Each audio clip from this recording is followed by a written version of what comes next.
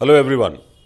आज मैंने सोचा क्यों ना बात करी जाए online fitness coaching versus personal trainer in the gym. जी हाँ, एक बहुत बड़ी दुविधा होती है ट्रेनर के दिमाग में जब वो हमारे यहाँ सर्टिफिकेशन करता है कि सर ये बताओ कि मेरा ग्रोथ ज़्यादा कहाँ है, क्या ऑनलाइन फिटनेस कोचिंग करूँ या पर्सनल ट्रेनर बन के रहूँ, लोगों के घर जाके फ्रीलांसिंग पर्सनल ट्रेनिंग करूं या किसी जिम में फ्रीलांसिंग करूं या किसी जिम के साथ फ्रीलांसिंग करूं। ये सवाल उसके दिमाग में होता है और मुझे लगा दोनों के प्रोज एंड कॉन्स वेरी करने चाहिए कि क्या ज़्यादा बेनिफिशियल होता है, क्या आपको सोचना चाहिए। देखिए, ऑनलाइन कोचिंग का मतलब ये होता है कि ऑनलाइन कोचिंग में आप ऑनलाइन तो वहाँ पे आप उन्हें या तो वर्कआउट प्लान या डाइट प्लान देते हैं और वो इंसान उसको फॉलो करता है, आप उनसे फॉलोअप्स लेते हैं, उनका जो रिजल्ट आता है वो आपकी कोचिंग की वजह से आता है। बट आपकी फिजिकल प्रेजेंस की वहाँ पर ज़रूरत नहीं होती है, आपको वहाँ उनके सर पे नहीं खड़ा होना होता, आपको सिर्फ प्लान्स देने होते हैं। कई केसेस में कई लोग जो है वीडियो कॉन्फ्रेंसिंग के थ्रू आपके सेशंस, आपकी फॉर्म इसको मॉनिटर कर लेते हैं, but most of the cases में आप सिर्फ और सिर्फ प्लान्स देते हो। वेराज जब एक रेगुलर पर्सनल ट्रेनर होता है, उसकी अटेंशन के उसके 45 मिनट का जो अटेंशन है, पैसे उसके होते हैं कि वो 45 मिनट तक सिर्फ और सिर्फ आप पे फोकस करता है, लेफ्ट राइट नहीं होता। तो उसके लिए आप उसको पे करते हो, उसकी नॉलेज के लिए, उसकी कोचिंग के लिए, उसकी मोटिवेशन के लिए आप उसे पे करते हो। अब दोनों का नुकसान फ़ायदा क्या होता है? अगर आप प्रोज की बात करते हैं, ऑनलाइन कोचिंग में आपके नंबर ऑफ़ क्लाइंट्स जो है वो बहुत ज़्यादा हो सकते हैं। क्यों? क्योंकि आपके पास लिमिटेशन नहीं है कि मुझे इतने ही क्लाइंट्स को प्लान देना है। आप 50 को भी दे सकते हो, आप 100 को भी दे सकते हो एक महीने में। और क्या हो सकता है, कम अमाउंट है, 3 या 4 हज़ार रुपये आप चार्ज कर रहे हो, तो वहाँ से क्या होता है, वॉल्यूम बन जाता है कि आप कम पैसे में उनको प्लान दे देते हो। तो बहुत सारे लोग 3 हज़ार रुपये का प्लान ले लेते हैं कि चल ले लेते हैं यार, नहीं भी हुआ तो क्या हुआ, 3 हज़ार रुपये तो है। ये प्रोज रहते हैं।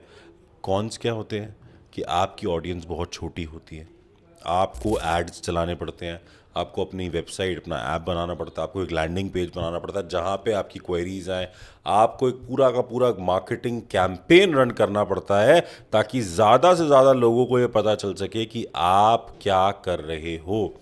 उसके लिए लीड्स भी चाहिए, फनल भी चाहिए। जैसे हमारे एक डायरेक्टर हैं पंजाब के, चंडीगढ़ के, प्रीतपाल संधू, वो करते हैं। तो हर महीने उनका चैलेंज क्या है, नई लीड्स बनाओ, नई वीडियोस बनाओ जिससे ज़्यादा लोग आए हमारे इंस्टाग्राम पेज पे, वहाँ से उनकी लीड कन्वर्ट और वहाँ से फिर उनकी टीम जो है they reach out to the potential clients. तो ये एक तरीका है। दूसरा, हमने जैसे बात करी कि आपको ये सारा कुछ के लिए टीम भी हायर करनी पड़ेगी, आपको आईटी प्रोफेशनल्स भी रखने पड़ेंगे, हो सकता है वेबसाइट, ऐप, ये सारी चीज़ें आपको बनवानी पड़े। क्यों? क्योंकि आपका क्लाइंट जो है वो यही सब देख के आपके पास आएगा। ना वो आपको देख रहा है, ना आपकी बॉडी को देख रहा है, ना आपके काम को देख रहा है, वो तो सिर्फ आपकी वेबसाइट देख के आपके पास आ रहा है। तो कहीं ना कहीं यहाँ पर आपको इन सब चीज़ों पे काम करना पड़ता है। हर महीने मार्केटिंग का एक बजट होता है जो आपको स्पेंड करना होता है ताकि ज़्यादा से ज़्यादा लोग जो है वो यहाँ पर आए। प्लस इसमें ना बहुत ज़्यादा रिटेंशन नहीं होता है। आदमी एक प्लान ले लेगा, 2 प्लान ले लेगा, 4 प्लान ले लेगा, पर आपके साथ बहुत लंबे समय तक नहीं जुड़ा होता क्योंकि आपकी फिजिकल एक उसके साथ बॉन्डिंग नहीं रहती है। तो यहाँ पे ये है कि अगर तो आपका एम है कि मैं अपने ब्रांड को बिल्ड करूँ, मैं पैसा लगाऊं थोड़ा सा, फिर अपने नीचे अंदर कोचेस प्रिपेयर करूं जो इस तरह की चीज़ों को आगे बढ़ाते जाएं और मैं और लीड जनरेट करता रहूं। जैसे फिटर एक ब्रांड है, जैसे उन्होंने किया है। हेल्दीफाई में एक ब्रांड है, जिसे उन्होंने किया है कि लीड्स ज़्यादा जनरेट करी, पोटेंशियल कैंडिडेट्स को रखा, पर्सनल ट्रेनर्स को, न्यूट्रिशनिस्ट को रखा, ताकि ज़्यादा से ज़्यादा लोगों को आप जो है प्लान दे सको। अब इसमें सिर्फ एक प्रॉब्लम आती है कि लीड जिस महीने कम है, आपके लिए वहाँ पे पैसा निकालना लोगों से मुश्किल हो जाता है। तो आपके लिए एक सस्टेनेबल इनकम नहीं है क्योंकि आप कुछ ज़्यादा कर नहीं सकते। भाई, इंस्टाग्राम पे आपको ऐड लगानी नहीं आती, आप किसी पे डिपेंडेंट हो, वो छोड़ के चला गया नौकरी, तो आप क्या करोगे? वेट करना पड़ेगा ना। वेट करने के अलावा तो कोई ऑप्शन है नहीं आपके पास। अगर आप ऑफलाइन पर्सनल ट्रेनर होते तो लोगों को फ़ोन कर सकते थे, बात कर सकते थे, सेशन बुक कर सकते थे, बट इस केस में आपके पास ऑप्शन नहीं होता। जब आप पर्सनल ट्रेनिंग में आते हैं, वहाँ पे 1-to-1 अटेंशन होता है। पैसे जितने शायद आप वो महीने में लेते हो, वहाँ आप 1 या 2 सेशन कितने पैसे लेते हो। फिजिकल काम होता है, वहाँ सुबह 6 बजे जिम में प्रेजेंट होना है, सुबह 6 बजे उसके घर पे प्रेजेंट होना है, बट उसके लिए आप 1,000 से लेके 4,000 रुपये के बीच में एक सेशन का चार्ज करते हो। अर्निंग पोटेंशियल बहुत है। प्रॉब्लम्स क्या है? ट्रैवलिंग एक बहुत बड़ा प्रॉब्लम है कि आपको जाना पड़ता है रोज़ सुबह, अपना कंफर्ट छोड़ना पड़ता है, बिल्कुल एक प्रॉब्लम है। बट अच्छे क्लाइंट्स आपको मिलते हैं, क्लाइंट्स के साथ एक अच्छी बॉन्डिंग होती है, और जो जिम का एक्सपीरियंस है वो जिम का ही रहता है यार, वो आपको ऑनलाइन कोचिंग में नहीं आने वाला। जब आप मोटिवेट करते हो क्लाइंट, वो वेट लिफ्ट करता है, जो उसके चेहरे पर खुशी होती है वो आपको एक अलग एड्रेनलिन हाई देती है। वो सारी चीज़ें आप ऑनलाइन कोचिंग में नहीं कर सकते। तो अगर आप एक पीपल्स पर्सन हो, मतलब आपको लोगों के आसपास रहना पसंद है, आपको लोगों से इंटरेक्शन पसंद है, आपको लगता है कि यार मेरे को इसका गोल क्रश कराने में मज़ा आएगा, तो मुझे लगता है आपको personal training as a career चुनना चाहिए, ना कि ऑनलाइन कोचिंग। अगर आप इंट्रोवर्ट हो, शाय हो, आपको लगता है कि मैं टेक्नोलॉजी का ज़्यादा यूज़ कर सकता हूँ, मैं वहाँ से ज़्यादा लोगों तक रीच आउट कर सकता हूँ, तो आपको ऑनलाइन कोचिंग का रास्ता लेना चाहिए। याद रखिए, ऑनलाइन कोचिंग में समय लगेगा, आपको क्लाइंट्स पहले दिन से नहीं मिलेंगे, धीरे धीरे आपकी लीड्स बनेंगी, लीड फनल बनेगा, उनमें से कुछ लोग कन्वर्ट होंगे और हर महीने सिमिलर रेवेन्यू आएगा, ऐसा नहीं हो सकता।